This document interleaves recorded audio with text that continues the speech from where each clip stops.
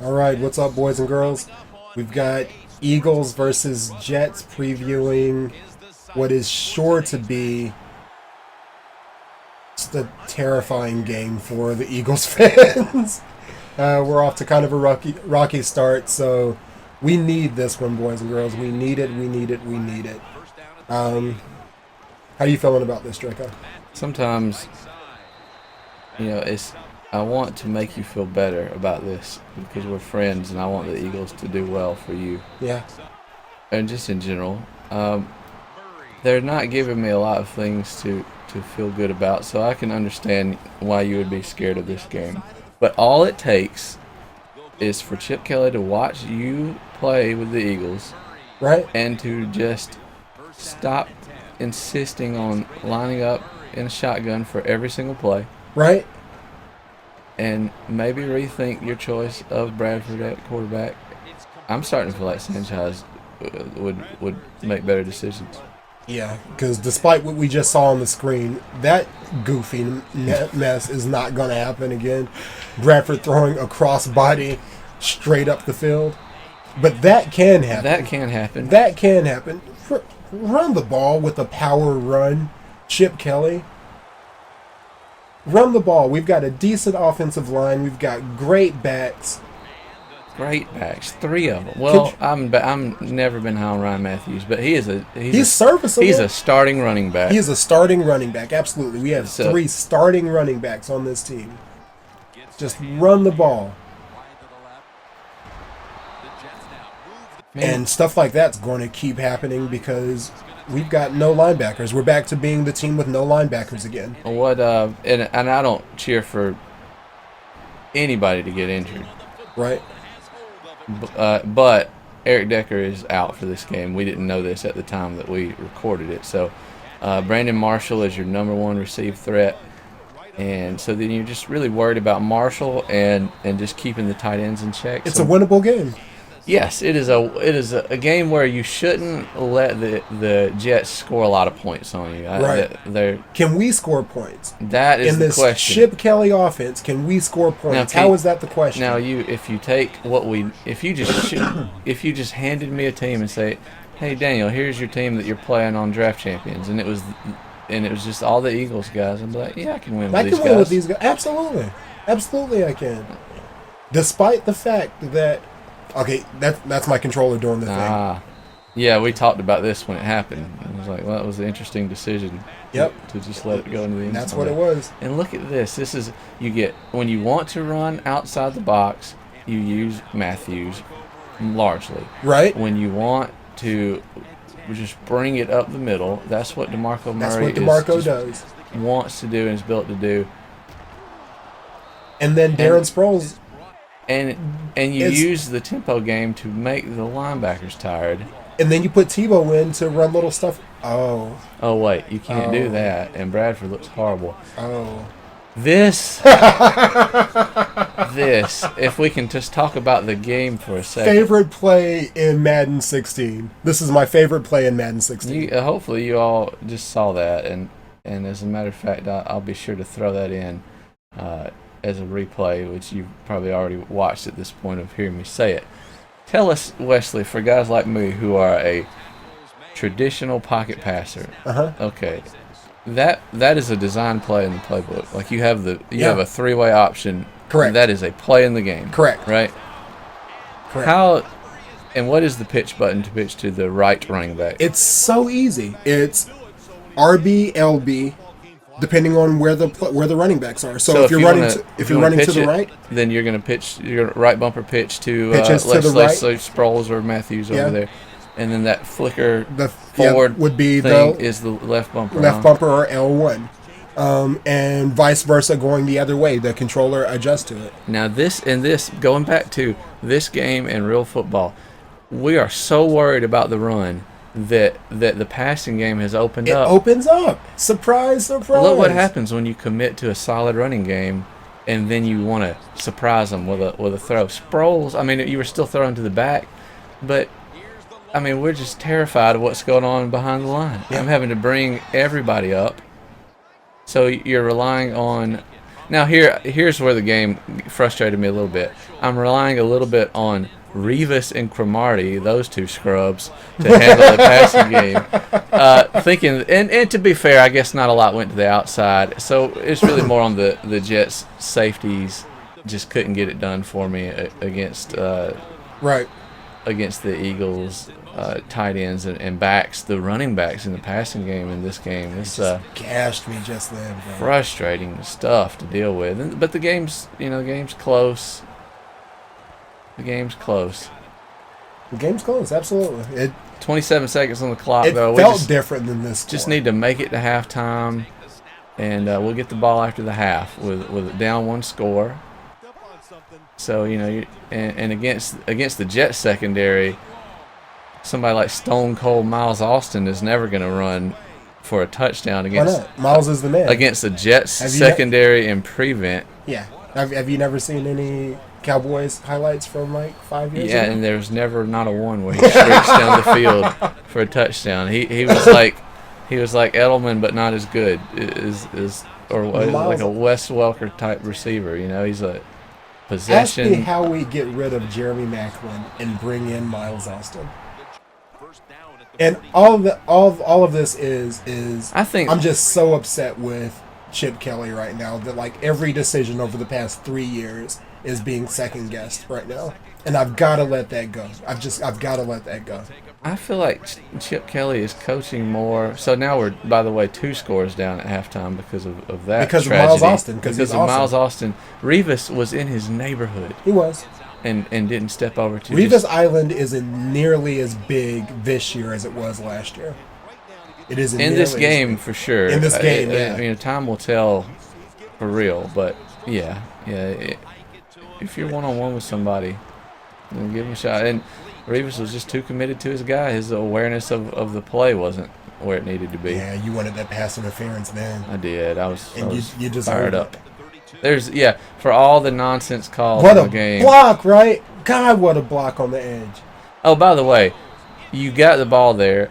4th down, I'm going for it because I'm already playing emotional, which we tell ourselves and we tell you that watch it. Never, ever. Why is Belichick so good? Because he just makes the decision. He never makes emotional calls. Makes the right decision. The right decision was to punt. Yep. We just felt like that we weren't stopping anything and that we're down 2 scores. But at the beginning of the 3rd quarter, with a whole half of football, it was time to punt there. And we're going to do it again because we're still playing emotional, down 3 scores now. And there was no one even had a chance at that. So that's what emotional football gets you, is bad decisions with bad results. Ryan Matthews on the edge. And he's fast, bro. He's like. Is it that the real Eagles can't set the edge like what's going on here? Or I don't know. You'd have to have more rushing attempts to even be able to answer that question. Right.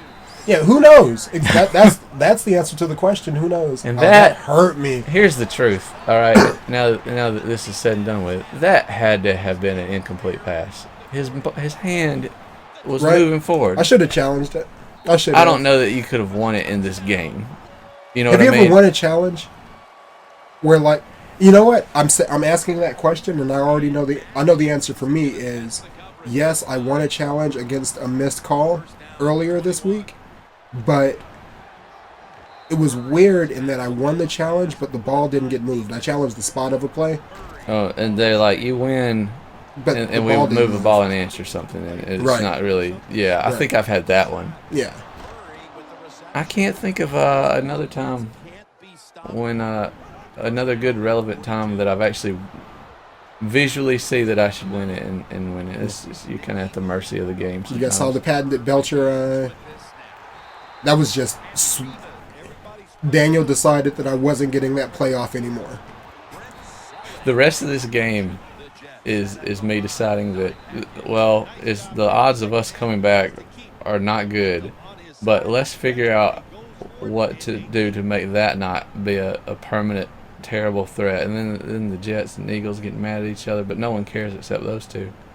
I didn't even see it. That didn't even show up on my screen. I remember you talking about it, but You were calling a play. You know, sometimes on defense, if you get done calling your play before offense, you're just looking at stuff. Yeah.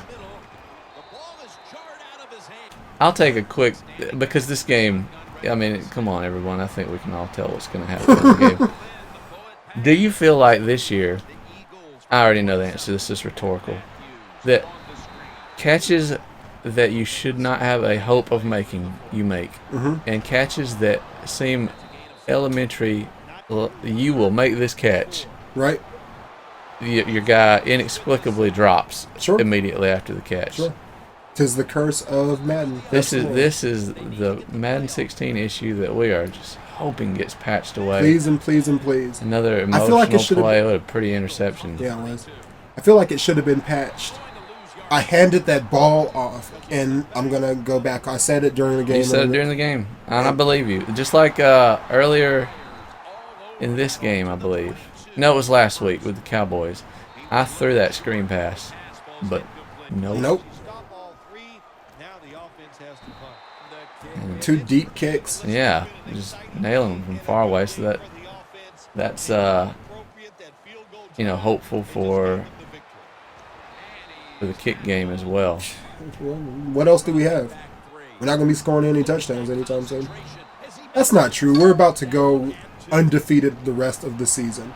It's not too late to It's just make some small adjustments to the offense. Do you feel like a lot of this stuff, and this is how I feel like Chip Kelley is too stubborn for his own good, and he feels like he can coach a personality into being the kind of player that he wants, instead of coaching good players into being the kind of player. Now, Murray, Matthews, and Sproles are good players, right. But the things, and it's been said, I'm not the first one to say this, the things that he's trying to do with the running game, LaShawn McCoy was better at than the guys you brought in. Well, Sproles is great for this. He's not LaShawn McCoy. No, he's a good compliment to LaShawn McCoy. Yes. And could really give a team fits if they were worried about those two styles at the same time. But he's not a replacement. Bruh. And Matthews and Murray they're not the same either. Murray's a power back. Matthews is kind of in between, but he's not got the cuts and the speed that McCoy had. So, what's up, sweetie? So yeah. I feel like when Chip Kelley was brought into the league, he was brought in because the team that was in place seemed to fit the style that he wanted to play. And specifically, the weapons that we had already on the team seemed to be exactly what he needed for the play style that we thought he ran in college. You come in and we've got LaShawn McCoy, Deshaun Jackson, Jeremy Maclin, and Michael Vick. Right? Which should run his offense as any combination. Bro, it seemed like a natural decision, right? So the first thing you do is you get rid of the guy who's the number one weapon on the team in Deshaun Jackson, because LaShawn McCoy hadn't really come into his own yet. So Deshaun Jackson is gone, and instantly Jeremy Maclin, who fans of the show know how I feel, Jeremy Maclin is a great number 2 receiver. I don't believe in him as a number 1 receiver. He's a great number 2 receiver with Deshaun Jackson taking the top off of the defense. But he's not able to do his thing if that top isn't gone. And then Riley Cooper was the number 3 receiver. And then you've got LaShawn McCoy, who obviously is LaShawn McCoy, who makes you have to kind of believe in what we all know now is a run offense. Chip Kelley's offense is a run offense. And Shady can run out of what you want to do, that shotgun offense. Shady can run out of that. He can build up his speed in 0.5 seconds. But he's good in the screen game. He can receive. Bro, exactly. But all Chip Kelley's done is get rid of the players that were the reason that he got the job in the first place. I truly believe that. The players that he got rid of are the players that were the reason he got the job. And now he's putting in a bunch of slow people with good attitudes. Shut up. Oh. A lot of that is just sometimes these college coaches don't understand that your level of control is not quite the same. I mean, it's still there. You're still running the show, but this isn't. These are adults. It's not the Pac-12, bro. These are adults that you have to earn respect from instead of like these college kids. Like if they need the play time because they're trying to get into the NFL, or they're just they're just playing to play. Mm-hmm. But they need to get in the NFL, so you're going to do whatever coach tells you to do because you need to get on the field. Well, these guys, Deshaun Jackson, he's getting paid whether you put him on the field or not. Right. Like as long as he shows up, he's getting paid.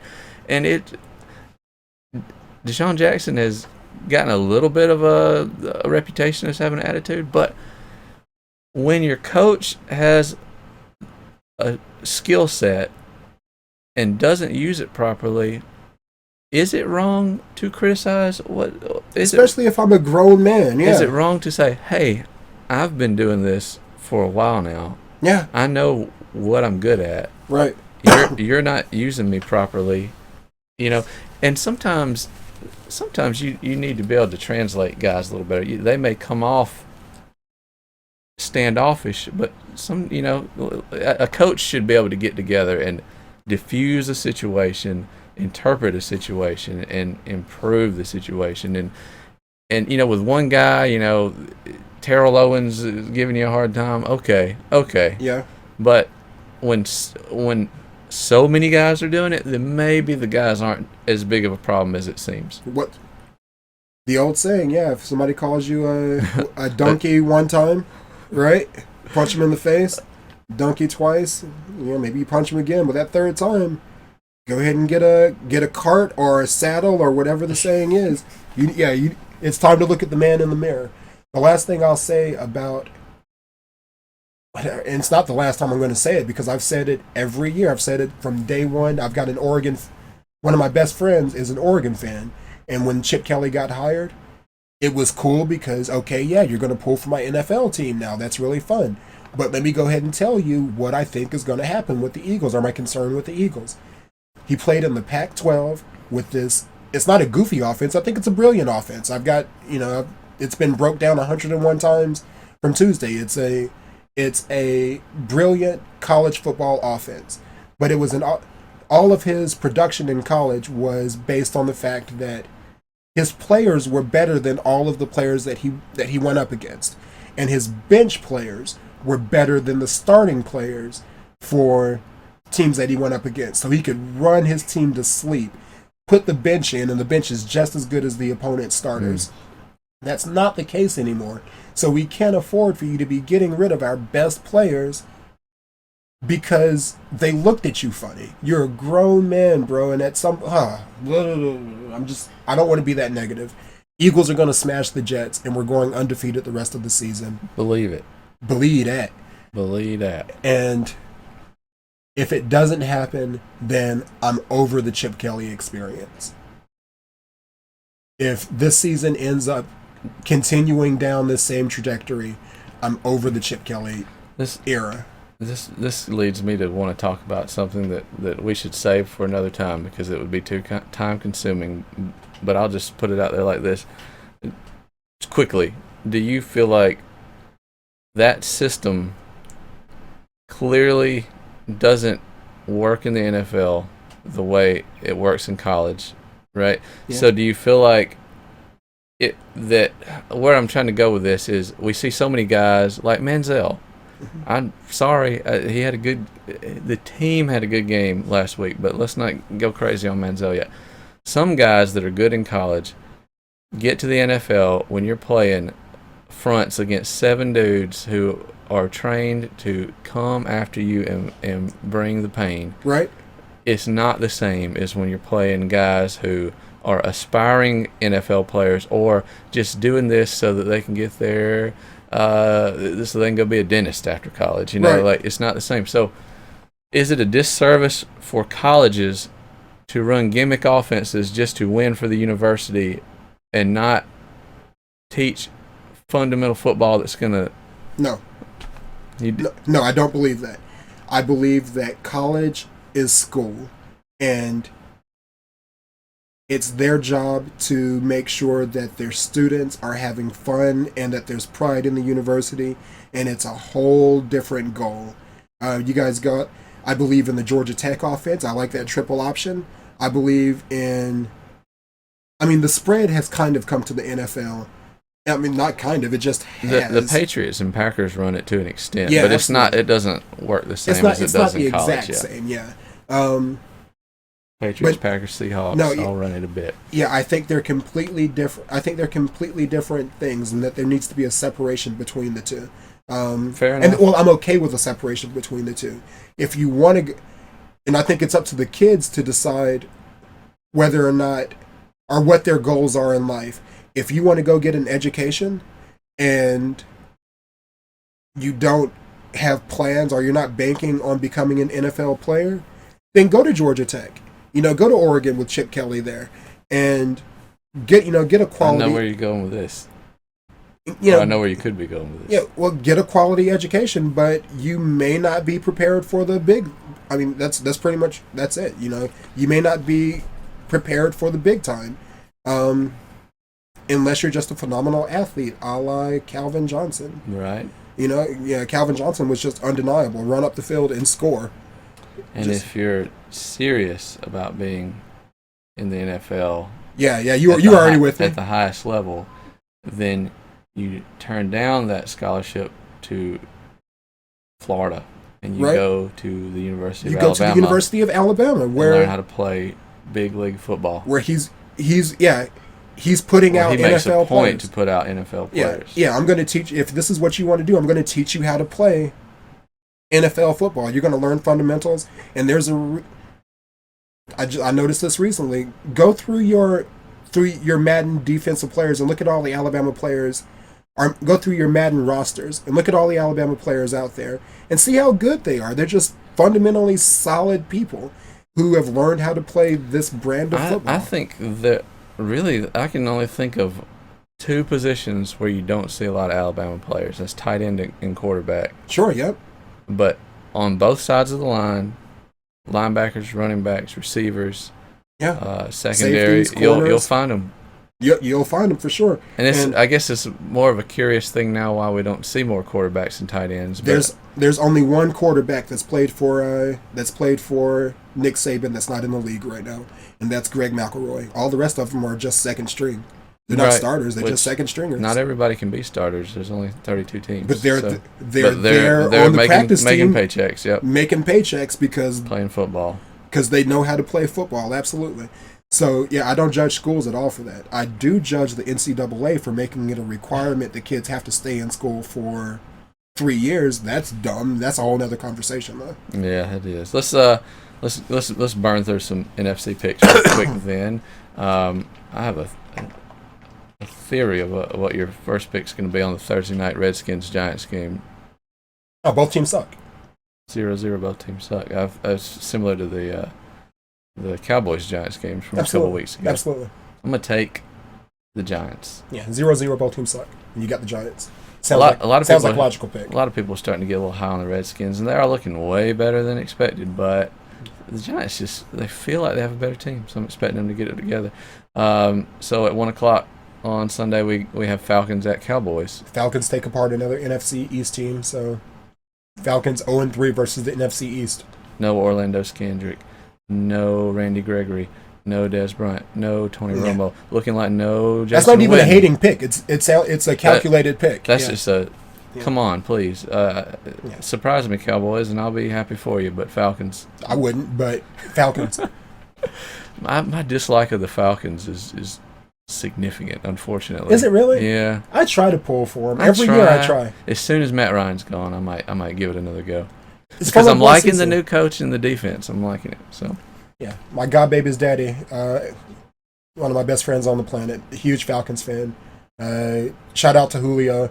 He says he's making me a Julio Jones shirt. So shout out to Julio. That's all I have to say about that. I do love Julio. Yeah. I'm at Panthers.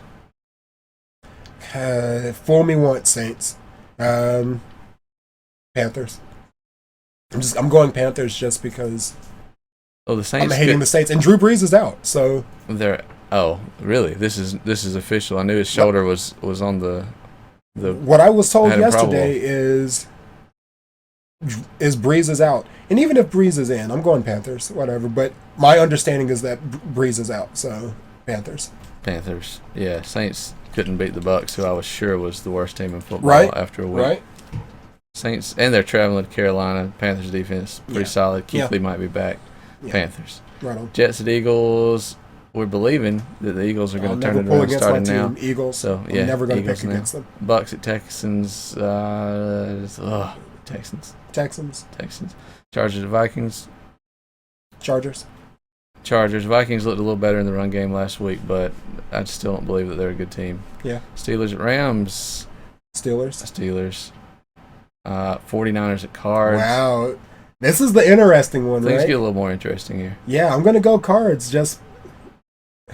Cardinals put up 48 on the Cardinals Bears last week. put up 48 points, bro. Yeah.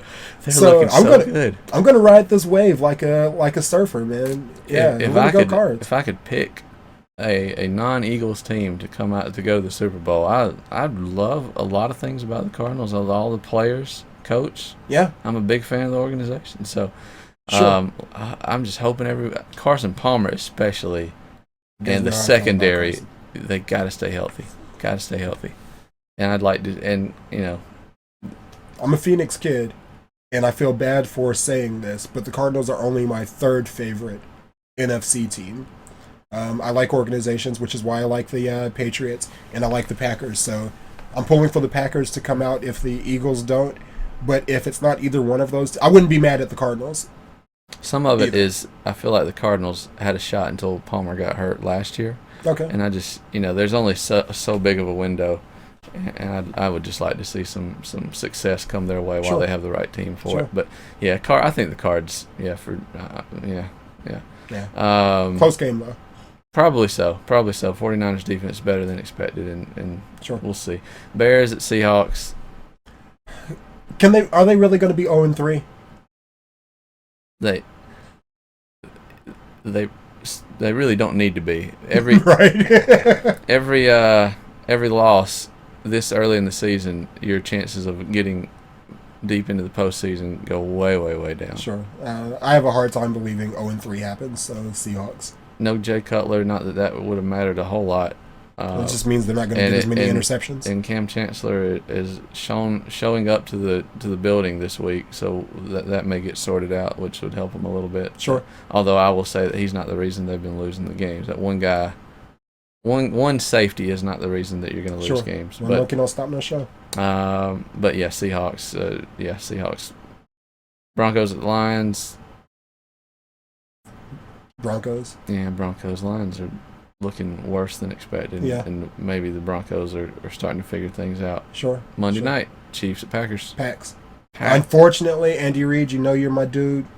You're my guy. If Belichick is my favorite coach out of respect, you're my favorite coach out of love. That is almost true for me as well. They're my third favorite AFC team because a longtime Chargers fan. Patriots, of course. But the Chiefs, I want good things to happen for Alex Smith, Andy Reid. I'll probably say that every week. Yeah. But good luck with the Packers. Good luck. Good luck with the team on a mission. I plan on scoring 35 points if you want to have a shot at beating the Packers. Sure. Yeah. So that's that. That's that. All right, EAGLES Eagles, please get it together, boys, because I hate feeling the way that I feel right now. It's miserable and just miserable. Get it together. Run the ball out of some power sets, please, Chip Kelley. And don't give away any more players ever again. Final answer. Final answer. Catch you next time.